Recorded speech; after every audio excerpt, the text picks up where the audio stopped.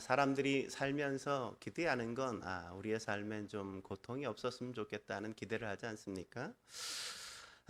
고통은 아마 우리가 마주하기 싫은 가장 큰 것 가운데 하나가 아닐까 하는 생각을 해봐요. 살면서 우리는 다양한 고통에 노출되어지게 되어지죠.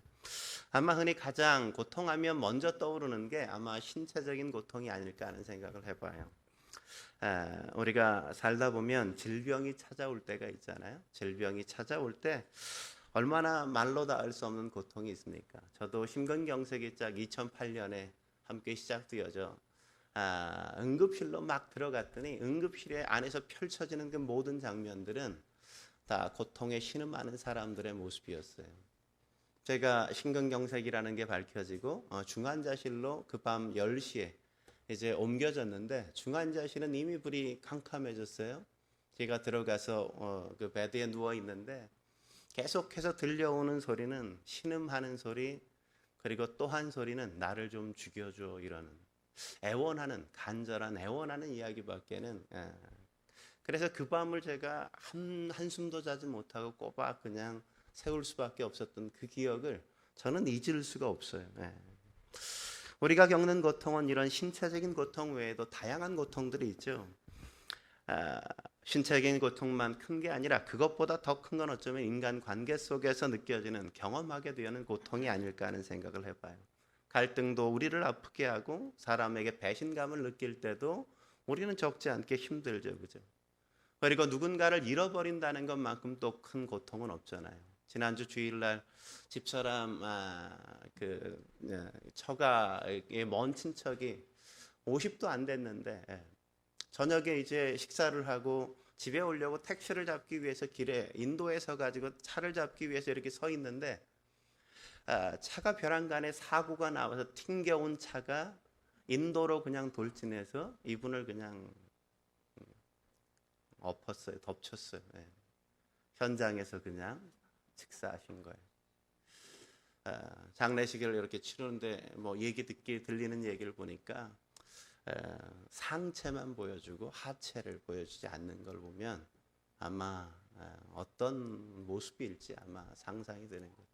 50도 안 됐습니다. 어느 날 아들이 죽었다는 이야기를 듣고, 어느 날 남편이 죽었다는 이야기를 듣고, 어느 날 부모님이, 아버지가 돌아가셨다는 이야기를 듣는 그 가족의 마음은 어떻겠어요? 아마 하늘이 무너져 내리는 것 같은 그 큰 고통이 아니었겠습니까? 뿐만 아니라 우리가 당하는 고통은 경제적인 고통도 있죠, 그죠? 우리가 참 힘들게 만들지 않습니까? 남들처럼 우리가 욕심을 부리지도 않았어요. 그냥 아내와 아이들과 편안하게 먹고 살기만 하면 된다는 마음을 가졌는데 살아가는 게 그렇게 쉽지가 않아요.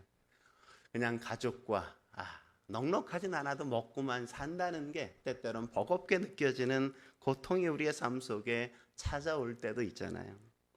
오늘 본문에도 보면 한 가정이 등장하죠. 이 가정도 그런 고통 속에 신음하고 있는 걸 우리가 보게 되어지지 않습니까? 룻기에 시작하는 이 가정, 적지 않은 고통이 이 가정의 풍파를 만들고 더 큰 고통의 회오리 속으로 이들을 이끌어가는 걸 우리가 만나죠. 이들도 아마 원해서 고통이 찾아온 건 아닐 겁니다. 근데 감사한 건 룻기가 흉년이라는 고통으로 시작하지만, 그래서 한동안 그 고통이 지속되긴 하지만 그러나 그 고통으로 모든 게 다 끝나지는 않는다는 거죠. 고통은 시작이었지만 그러나 고통이 그들의 인생의 전부는 아니었다고 이야기하고, 그 고통 속에서 하나님의 역사를 맛보는 걸 우리는 성경을 통해서 확인할 수 있죠. 그렇다면 우리가 고통을 당할 때 기억해야 될 교훈은 어떤 걸까요? 첫째로, 고통은 성도들에게도 예외는 아니라는, 예외가 없이 찾아온다는 걸 우리가 알아야 한다는 거죠. 고통은 불신자들에게만 찾아오는 게 아니에요. 신자들에게도 고통은 결코 면제되지 않는단 말이죠. 그래서 하나님의 마음이 아파한 다윗 역시도 그가 시편 31편 9절에 이렇게 고백하는 걸 우리가 만나지 않습니까? 여호와여, 내가 고통 중에 있사오니 내게 은혜를 베푸시옵소서. 그는 하나님의 마음이 합했음에도 불구하고, 하나님의 사람이었음에도 불구하고 그의 인생 속엔 여전히 고통이 있었다는 걸 그는 고백하고 있단 말이죠. 고통이 좀 면제되면 괜찮을 텐데 고통이 결코 면제되지 않았어요. 그러므로 사랑하는 성도 여러분, 우리에게 고통이 찾아올 때 고통 때문에 놀라지 마시란 말이죠. 오늘 본문에 등장하는 이 믿음의 가정도 흉년이라는 고통이 찾아오지 않습니까? 1절이 어떻게 시작하죠? 1절 말씀 같이 읽어볼까요? 시작. 사다들이 치리하던 때에 그 땅에 흉년이 드니라. 유다 베들레헴의 한 사람이 그의 아내와 두 아들을 데리고 모압 지방에 가서 거류하였는데, 여러분 이 구절이 우리를 참 당혹스럽게 만들지 않습니까? 왜요? 그 흉년이 찾아온 그 땅은 어떤 땅이었다고요? 그 땅은 바로 하나님이 주신 땅이었단 말이죠. 젖과 꿀이 흐르는 땅 아니었습니까? 그 땅은 하나님이 약속하신 그 땅 아니었나요? 하나님의 축복이 거했던 그 땅이었단 말이죠. 그래서 성경 오늘 본문은 그 땅을 가르쳐서 뭐라 그래요? 유다 베들레헴이라고 이야기하지 않습니까? 유다라는 말은 뭐예요? 기쁨이다, 찬송이다 이런 의미예요. 베들레헴은 뭡니까? 떡집이에요. 얼마나 풍요로웠냐? 그들은 그냥 밥만 먹고 살지 않았어. 쌀이 너무 많아서 떡을 그냥 자유롭게 만들어 먹을 만큼 넉넉했단 말이죠. 에브랏이라는 말은 무슨 뜻이냐? 에브라다라는 말은 풍요로운 수확이라는 의미예요. 그러니까 그 땅이 얼마나 풍요로웠냐? 그 땅은 그냥 먹을 게 그냥 흘러 넘쳤단 말이죠. 뭐 배고픈 사람이 없는, 거지가 존재하지 않는 흉년이라곤 없는 그런 땅이 바로 유다 베들레헴이라는 지역이었단 말이죠. 그런데 바로 그 땅에 흉년이 찾아온 거예요. 아니 다른 것은 몰라도 이것만큼은 흉년이라는 게 없어야 되는 게 아니겠어요? 젖과 꿀이 흐르는 땅이, 하나님의 약속의 땅이 어떻게 이렇게 메마를 수 있는가? 어떻게 흉년이 찾아올 수 있는가? 그래서 그들은 고통 속에 있었단 말이죠. 여러분 이해가 되십니까? 왜 그런 흉년이라는 고통이 이 땅에 찾아온 걸까요? 그 이유를 우리는 룻기의 시대적 배경에서 확인할 수 있죠. 룻기의 시대, 어느 시대라고 얘기하죠? 사사시대였다고 이야기하죠. 사사시대, 사사들이 살았던 사사시대가 어떤 시대였는지 그 시대적인 상황을 가장 잘 보여주는 게 사사기 21장 25절 말씀이죠. 같이 한번 읽어볼까요? 사사기 21장 25절 같이 읽겠습니다. 시작. 그때 이스라엘의 왕이 없으므로 사람이 각기 자기의 소견에 오른 대로 행하였더라. 왜 그 하나님의 축복의 땅, 약속의 땅, 젖과 꿀이 흐르는 땅이 그렇게 메마르고 흉년이 찾아올 수밖에 없었다고요? 거기엔 두 가지의 원인이 있다고 얘기하는 거죠. 하나는 뭐예요? 하나님의 통치를 거부했기 때문이란 말이죠. 하나님의 통치를 거부했기 때문에. 이스라엘의 왕이 없으므로라는 건 사실은 이스라엘이 다른 나라들처럼 왕을 세우지 않았기 때문이라는 말이 단순히 그런 얘기는 아니에요. 사실 이스라엘의 왕은 누구였어요? 하나님이었죠. 하나님이 왕이셨어요. 그래서 일부러 왕을 세우지 않았어요. 근데 이스라엘 백성들 속에 어떤 일이 일어났다고요? 더 이상 하나님이 나의 왕이 되기는 것을 거부하고 거절하기 시작했다고요. 나는 더 이상 하나님을 왕으로 삼지 않겠다는 거죠. 하나님이 더 이상 나의 왕인 걸 원하지 않는 일이 시작되었다는 겁니다. 그래서 그분의 통치를 거부하기 시작했단 말이죠. 그런 모습이 이 엘리멜렉의 가정사에서도 우리가 뚜렷하게 확인할 수 있는 장면이란 말이죠. 사실 이 엘리멜렉의 가정, 이 부모님들이 엘리멜렉을 딱 낳았을 때 어떤 마음이었는지 아십니까? 그 아들의 이름을 딱 짓기를 엘리멜렉이라고 줬어요. 이 엘리멜렉이라는 건 여호와는 나의 왕이시다 이런 거예요. 왜 이름을 그렇게 줬어요? 그게 바로 그 부모의 신앙 고백이었다고요. 하나님은 여전히 나의 왕이시라는 걸 그들은 늘 고백하며 살았어요. 그 아들의 이름을 그렇게 지은 건 아들의 이름을 그렇게 부르면서 여전히 나의 삶의 왕은 하나님이라는 걸 늘 그렇게 고백하고 싶었기 때문이란 말이죠. 그들은 일상을 살면서 여호와는 우리의 가정의 주인이시고 우리의 삶의 주인입니다라는 걸 고백하며 살았어요. 그리고 그 아들도 그런 인생을 살기를 기대했어요. 그런데 그 아들은 달랐어요. 부모님의 기대처럼 하나님을 왕으로 섬기고 하나님을 왕으로 여기고 살았던 게 아니었단 말이죠. 어디서 그걸 확인해요? 그가 성인이 되어 결혼하고 아들을 낳았는데 아들의 이름이 뭐라고요? 기련과 말련이란 말이죠. 예? 기련이라는 뜻은 뭐예요? 질병이라는 뜻이에요. 말련이라는 말은 뭡니까? 상실하다, 잃어버리다는 거예요. 예? 그의 인생이, 신앙이 병들기 시작했다고요. 하나님을 잃어버렸어요. 하나님을 떠났어요. 더 이상 하나님이 자신의 왕이 아닌 걸 아니고 싶었단 말이죠. 그래서 그 아들의 이름 역시도 잃어버리다, 상실하다로 살았단 말이죠. 하나님을 떠나고 하나님과 독립된 인생을 살고자 선택했던, 발악했던 그의 인생, 더 이상 하나님이 그들의 인생을 통치하지 않자 그들의 삶의 소중한 것들이 어느 날 하나 둘씩 떠나가기 시작하고 풍요가 다 사라지고 그들의 인생 속에는 흉년이 찾아올 수밖에 없었다고 성경은 그렇게 우리에게 보여주는 겁니다. 또 하나, 그들의 이 고통의 원인이 뭐라고 이야기합니까? 자기의 마음대로 살기 때문이었다고 성경은 이야기하죠. 자기의 소견에 옳은 대로 살았다. 그죠? 왜 왕을 폐위시켰습니까? 그게 불편하거든요. 누구를 왕으로 섬기는 게 싫어. 그냥 내가 왕인 게 좋아. 내 마음대로 살고 싶은 게 그들의 욕망이었단 말이죠. 사실 베들레헴은 하나님의 약속의 땅이었어요. 그렇기 때문에 흉년이 들면 사실은 하나님과의 관계가 뭔가 문제가 생긴 건 아닐까. 그래서 사실은 하나님 앞에 나갔어야 됐어요. 그 땅을 떠나는 게 대답이 아니라고요. 내 삶에 뭔가 문제가 있으면 하나님 앞에 나가서 하나님 앞에 묻고 하나님 앞에서 그 문제를 해결하는 게 정상적인데 이 아비멜렉은 어땠어요? 엘리멜렉은 그게 싫었어요. 에휴, 뭐 하나님이 날 축복하지 않는데 뭐 내가 하나님 섬길 게 뭐가 필요해. 그냥 이 김에 하나님 떠나자. 이렇게 생각해서 그는 하나님을 떠나기 시작했단 말이에요. 하나님에게 한 번도 묻지도 않죠. 그죠? 그리고 그냥 하나님이 주어주신 그 약속의 땅을 떠나가고 말죠. 왜 떠났어요? 엘리멜렉이 딱 보니까 모압이 살만해 보였거든요. 괜찮아 보였거든요. 거기가 나아 보였거든요. 그래서 거기로 그들은 삶의 자리를 옮겨가기 시작한 거죠. 근데 정말 모압이 살만한 땅이었어요? 그곳에서 절망을 경험하고 그곳에서 상실을 경험하고 그곳에서 죽음을 경험하는 죽음의 땅이었다는 걸 성경은 이야기하지 않습니까? 여러분은 어떠세요? 여러분에게 보다 나은 건 뭡니까? 더 나은 것의 기준은 뭐예요? 뭘 보고 여러분은 더 나은 거라고 생각하십니까?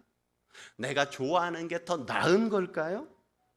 그건 오늘 이 본문도 내가 좋아서 떠난 그 땅이 더 낫지 않았다는 걸 명확하게 보여주지 않습니까? 예전에 보았던 아브라함의 조카 롯 역시도 마찬가지죠.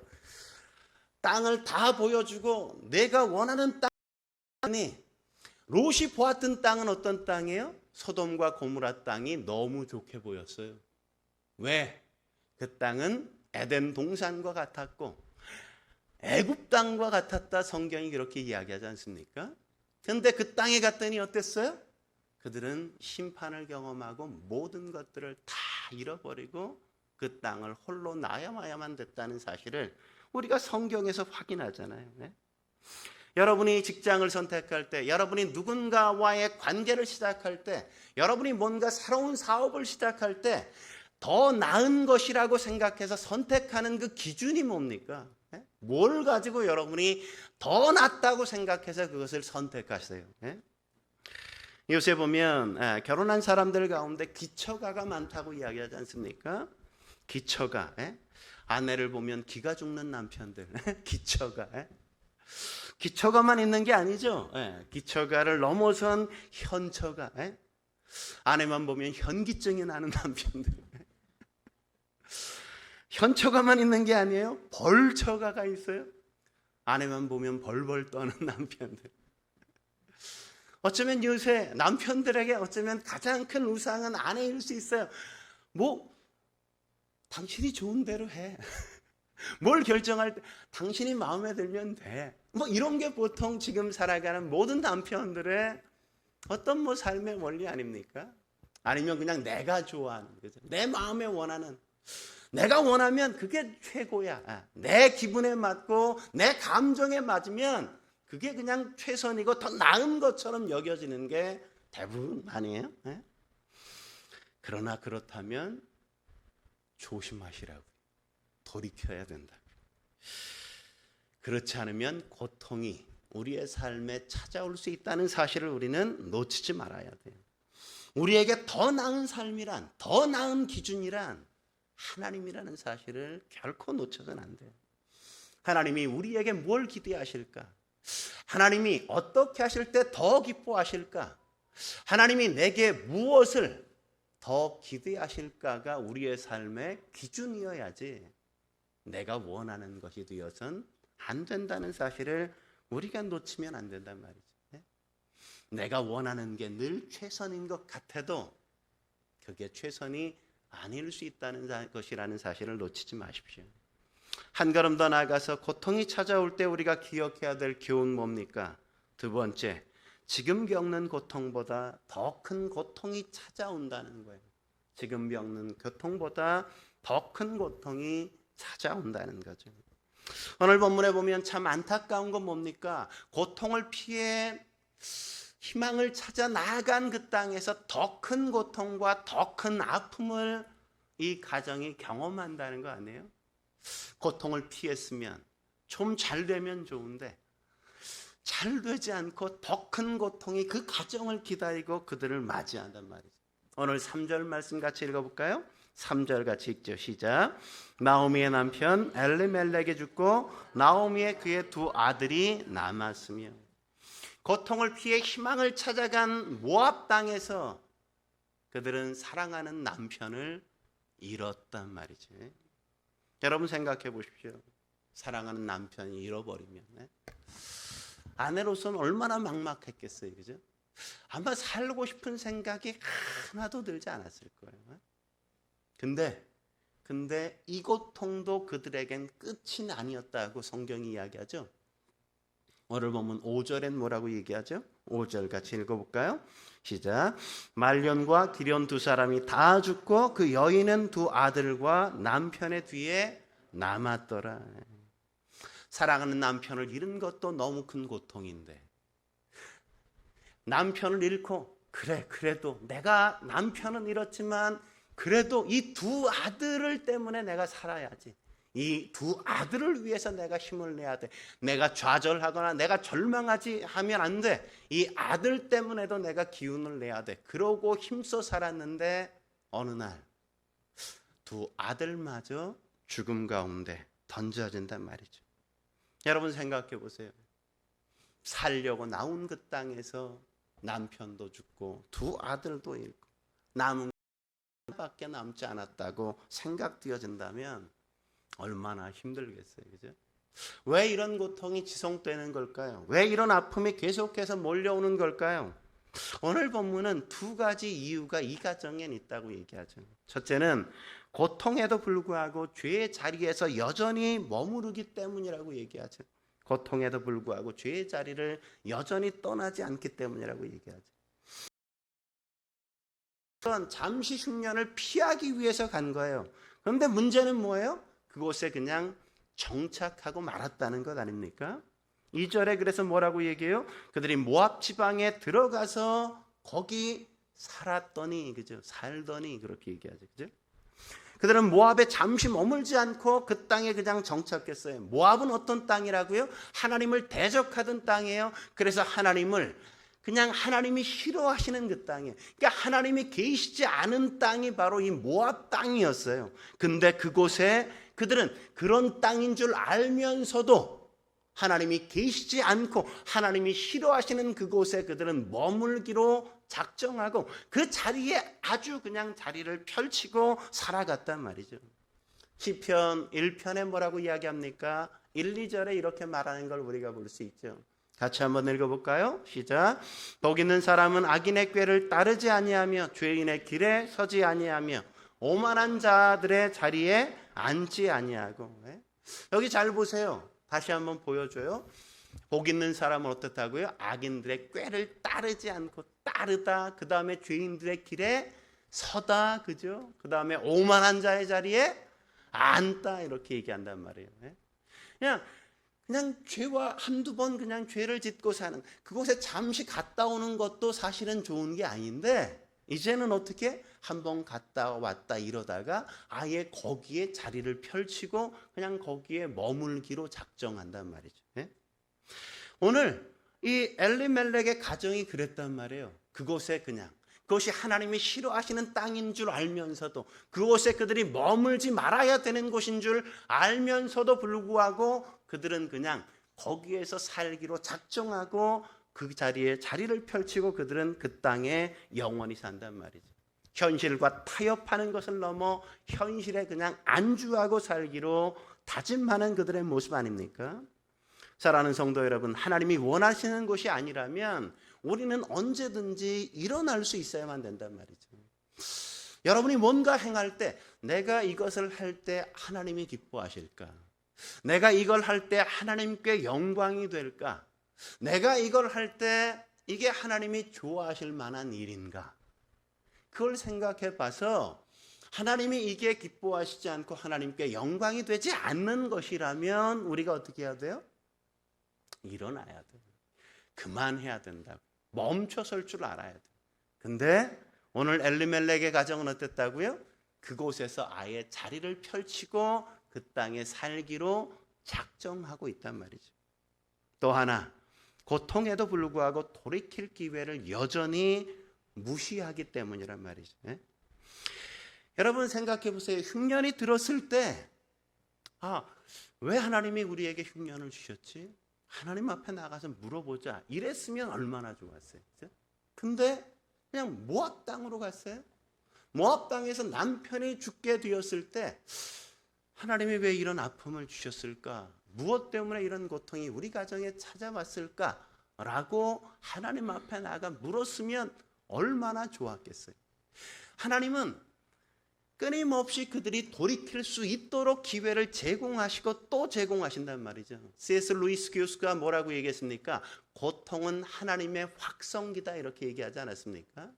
우리의 삶에 뭔가가 문제가 있을 때, 하나님 앞에 나와야 된다고 하나님이 말씀하실 때, 때때로 하나님은 고통이라는 것을 통해서 하나님이 당신에게로 우리를 불러가신단 말이죠. 근데 아들들이 죽었음에도 불구하고 그 고통의 한바탕, 남편이 죽었음에도 불구하고 그 고통의 한복판 속에서 이 나오미는 돌이키지 않고 여전히 그 땅에 머물기로 작정하죠. 오늘 4절 말씀에 뭐라고 얘기합니까? 4절 같이 읽어볼까요? 4절 읽겠습니다. 시작. 그들은 모압 여자 중에서 그들의 아내를 맞이하였는데 하나의 이름은 오르바요 하나의 이름은 루시더라. 그들이 거기에 거주한 지 10년쯤에 나오미는 남편이 죽었음에도 불구하고, 남편이 죽었으면 보통 어떻게 해요? 이사 가자야, 이러는 게 보통 아니에요? 이 집에 어떻게 더 살아? 사랑하는 남편이 죽었는데. 그럼 대부분 이건 아니야, 그냥 있기 위해서라도 떠나가는 게 맞는데, 그럼에도 불구하고 나오미는 어떻게 했어요? 그 땅에서 아들을 2가지를 하죠. 장가를 보내죠. 장가를. 장가를 보내지 않아요? 모압 여인을 며느리로 삼는다고요. 사실 이방인들과 결혼은 하지 않았어요. 유대인들은 이방인들을 아내로 맞지 않았어요. 근데 이 나오미는 오늘 이방인을 자기 며느리로 2이나 삼는단 말이에요. 2이나 삼아. 그리고 어떻게 했어요? 그 땅에 여전히 10년을 더 머무른다고요. 10년을 더 살아. 그러니까 사실은 10년이라는 긴 시간 동안 그 땅에서 떠날 수 있는 얼마나 많은 기회들이 있었어요. 아들들이 살아있을 때 충분히 그 땅을 떠날 수 있는 시간적인 여유가 있었음에도 불구하고, 그런데도 그 땅을 떠나려고 하지 않습니다.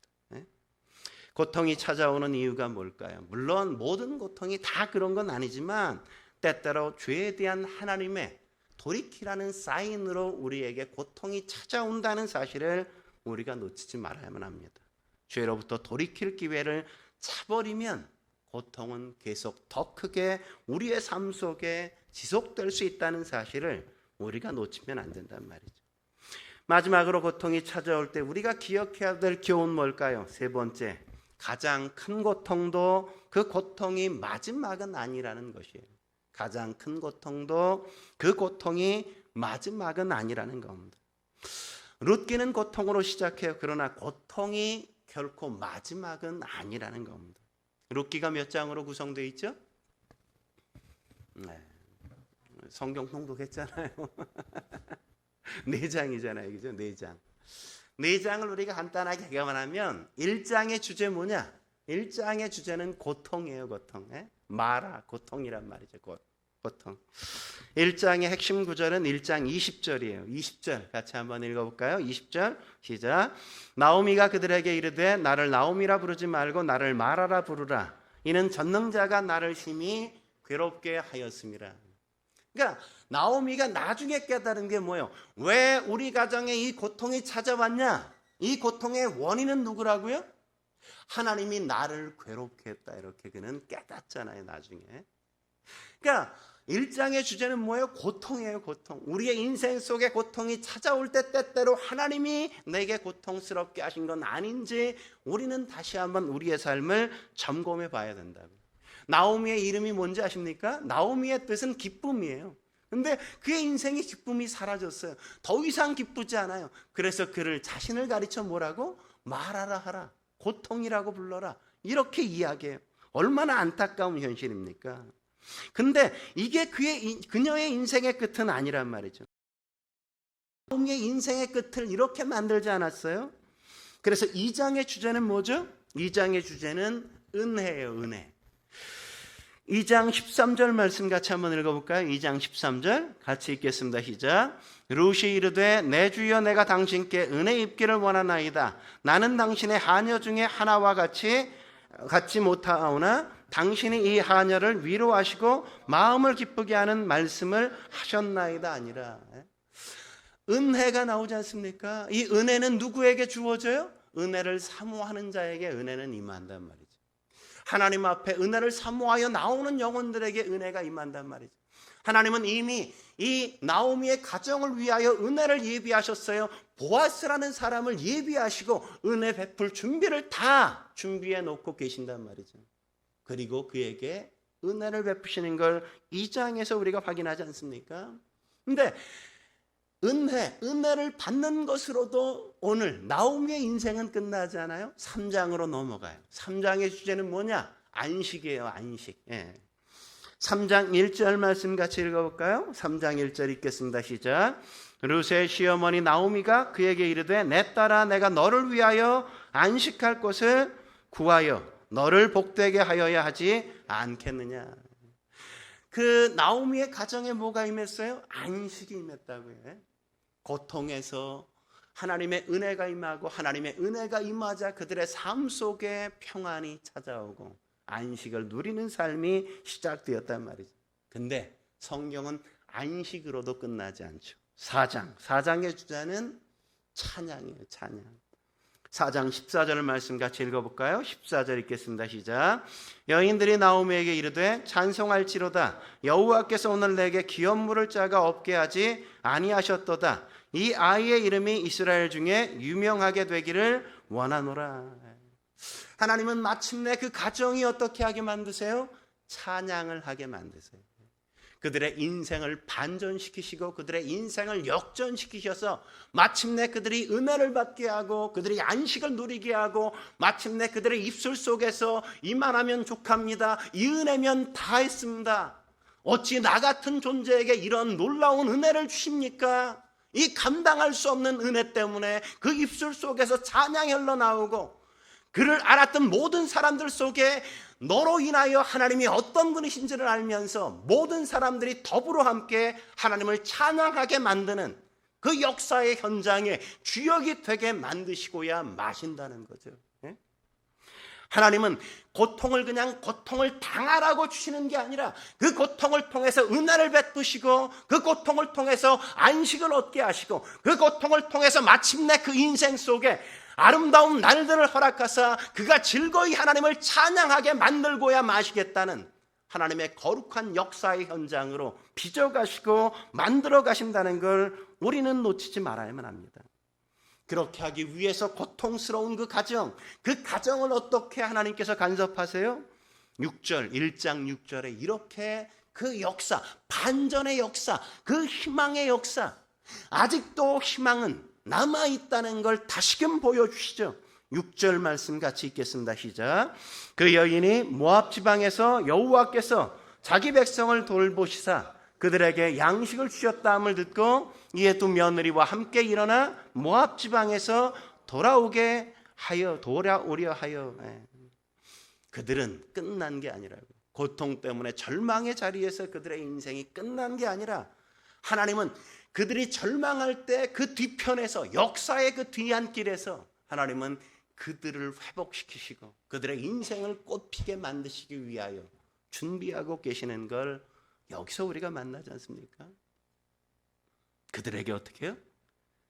고향 땅에 풍년이 들었대. 그 이야기가 들리게 만든다고요. 들리게. 그리고 그 마음에 그러면 우리도 돌아가야 되지 않을까, 이런 마음이 들게 그 마음속에 역사하시잖아요. 하나님이 그렇게 그 마음을 열어서 하나님이 다시금 당신의 품 안으로 그의 영혼을 초대하시고 서서히 그 마음을 주님 앞으로 이끌어 가시는 걸 여기서 우리가 보는 것 아닙니까? 어떤 희망이 남았을까요? 그 희망은 도대체 뭘까요? 오늘 본문은 두 가지로 이야기하죠. 첫째, 우리에겐 아직도 함께할 남은 자가 있다는 거죠. 함께할 남은 자가 있다는 겁니다. 나오미는 모든 걸 잃은 것 같았어요. 고향 땅을 떠나 집도 잃어버렸죠. 모압 지방에 와서 남편도 잃어버렸죠. 또 자식들마저 다 잃어버렸어요. 아마 그녀는 말하지 않았을까요? 나에겐 더 이상 남은 게 아무것도 없습니다 라고 그는 아마 좌절하고 절망했을지도 몰라요. 그가 고향 땅으로 돌아가야 되겠다는 생각이 들자 그가 가장 먼저 한 게 뭡니까? 자기 며느리를 불러다가 내가 고향 땅으로 돌아갈 거니까 너희들은 그냥 너희 부모님 집으로 가, 이렇게 얘기를 했는데 놀랍게 그 두 번째 며느리, 첫 번째 며느리는 네 알겠습니다 이러고 그냥 별로 좋은 며느리가 아니었던 것 같아요. 근데 두 번째 며느리인 롯은 어떻게 해요? 아닙니다, 어머니와 함께 하겠습니다 이렇게 이야기하죠. 그녀의 고백을 들어보십시오. 16절 17절 그녀가 어떻게 고백하는지 놀라운 고백을 그녀가 하죠. 같이 읽겠습니다. 시작. 롯이 이르되 내게 어머니를 떠나며 어머니를 따르지 말고 돌아가라 강권하지 마옵소서. 어머니께서 가시는 곳에 나도 가고 어머니께서 머무르시는 곳에서 나도 머물겠나이다. 어머니의 백성이 나의 백성이 되고 어머니의 하나님이 나의 하나님이 되시리니 어머니께서 죽으시는 곳에서 나도 죽어 거기 묻힐 것이라. 만일 내가 죽는 일 외에 어머니를 떠나면 여호와께서 내게 벌을 내리시고 더 내리시기를 원하나이다 하는지라. 얼마나 아름다운 이야기입니까? 여러분 생각해 보세요. 이 고통의 날들 속에 나는 아무도 남지 않았다고 이제 모든 것들을 상실하고 고향 땅으로 돌아가려고 했는데 룻이 자기에게 말하기를 이렇게 말한단 말이죠. 고통의 날에 그녀가 뭐라고 이야기합니까? 어머니의 가시는 곳에 나도 가고 어머니께서 머무르는 곳에 나도 머물겠나이다. 어머니의 백성이 나의 백성이 되어지고 어머니의 하나님이 나의 하나님이 될 것입니다. 나는 죽는 것 외에는 결코 어머니를 떠나지 않을 겁니다. 만일 그런 일이 있으면 하나님께서 내게 벌 위에 벌을 더 내리실 것입니다. 다 잃었다고 생각했는데, 아무것도 남지 않았다고 생각했는데 그녀에겐 여전히 하나님께서 예비하시고 준비해 주신 한 여인이 남아있잖아요. 모든 걸 상실했다고 생각했는데 그 남은 그의 영혼을 통해서 하나님께서 그 가정을 다시금 세우시고 그 여인을 통해서 다시금 더 위대한 가문으로 그 가정을 다시금 세우시는 걸 보게 되었지 않습니까? 룻은 이방 여인이었어요. 아무것도 아닌 것 같았어요. 그녀는 나에게 전혀 필요한 게 아니라 내게 짐처럼 여겨지는 그런 존재처럼 어쩌면 나오미는 여겼을지도 몰라요.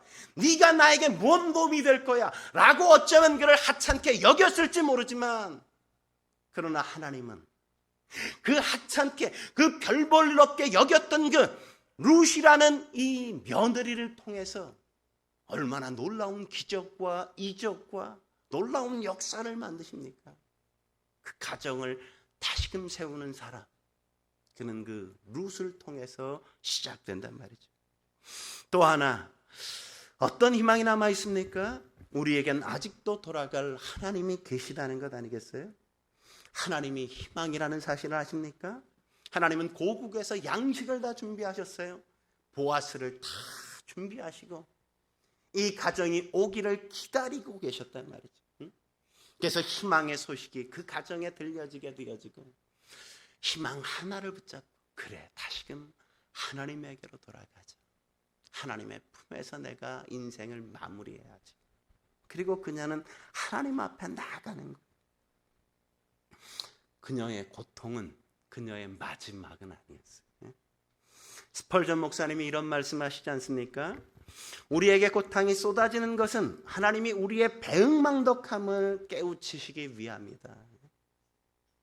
그래요, 우리가 때때로 하나님을 하나님되게 섬기지 못할 때 그것을 깨우치기 위해서 하나님은 우리에게 고통을 통해서 우리의 잘못됨을, 우리의 죄를 지적하시고 우리를 깨우치신단 말이죠. 허슨 테일러 선교사님은 이렇게 말씀하지 않았습니까? 삶의 문제는 환경이 얼마나 어려운가가 아니라 삶의 본질적인 문제는 당신과 하나님과의 관계에 있다, 이렇게 얘기하잖아요. 우리의 삶의 문제는 내가 당한 이 환경이 얼마나 고통스러운가가 아니에요. 내가 빠진 이 공경이 얼마나 곤란한가가 아니란 말이죠. 내가 걸린 이 질병이 얼마나 독한 것인가가 문제가 결코 아니란 말이죠. 우리의 삶의 진정한 문제는 우리가 당한 환난이 아니라 하나님과 내가 바른 관계 속에 있는가, 내가 하나님 앞에 머물고 있는가, 하나님 앞에 내가 서서 살아가고 있는가가 정말 중요한 것이란 말이죠. 오늘 나오미는 너무너무 힘든 삶을 살았어요. 너무너무 큰 고통 속에 있었습니다. 그러나 그 고통의 마지막 단계에서 그녀는 그래도 하나님이 희망이라고, 그녀는 하나님 앞에 돌아갈 마음을 갖고 룻을 데리고 하나님이 남겨주신 그 룻의 손을 잡고 다시금 하나님의 품으로 나아가고 있는 겁니다. 그거 아십니까? 이 일어섬이, 이 하나님이 남겨주신 룻을 통해서 누구도 감히 꿈꿀 수 없었던 그 위대한 다윗이 태어난다는 사실을 여러분 아십니까? 그리고 그 다윗을 통해 이 땅에 메시아이신 그리스도가 오게 되어지는 역사가 쓰여지게 된다는 사실은 얼마나 놀랍고 경이로운 것인지 몰라요. 그래서 룻기는 고통으로 시작하지만 룻기의 마지막이 뭔지 아십니까? 룻기 마지막 4장 22절 마지막 절 같이 한번 읽어보죠. 22절 같이 읽겠습니다. 시작. 오벳은 이새를 낳고 이새는 다윗을 낳았더라. 이방 여인 룻을 통해 누가 나요? 다윗이 나요. 다윗이.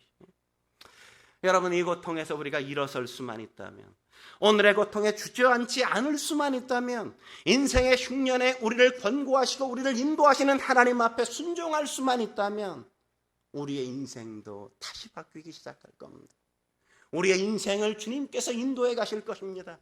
우리의 인생 속에 하나님의 은혜를 베푸시고 우리를 안식처로 인도하여 주시며 우리의 입술 속에 마침내 찬양이 울려 퍼지게 만드실 걸 기대하시기 바랍니다. 하나님은 우리에게 그냥 고통을 주시지 않아요. 고통을 우리의 마지막이 되게 만드시는 분이 아니라고요. 하나님은 고통 속에서도 우리를 위한 놀라운 일을 계획하시고 준비하시는 분이시라는 걸 여러분이 믿고 소망하며 그분 앞에 여러분이 순종으로 하나님 앞에 나아갈 수 있길 주의 이름으로 축원합니다. 함께 기도하시겠습니다.